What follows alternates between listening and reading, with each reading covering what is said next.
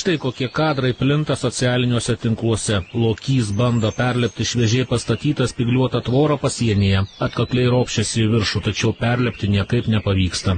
Matyti, kaip žvėriui trukdo tvoros viršuje esanti dygliuota viela. Pagal vaizdo įrašą galima spėti, kad kitoje pusėje Baltarusija. Lokiai gyvena pastarojoje šalyje, taip pat Estijoje, gan dažnai sutinkami ir Latvijoje, o Lietuvoje labai retai.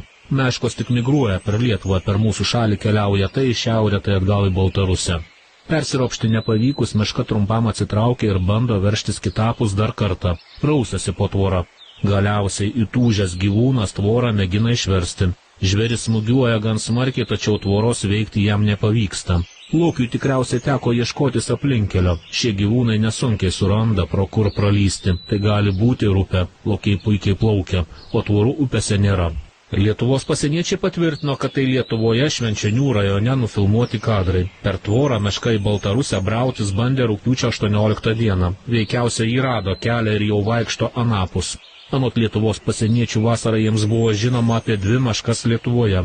Viena klaidžiojo Švenčionių rajone, kita palei sieną klaidžiojo Šalčininkų rajone vadinamoje Dieveniškių kilpoje.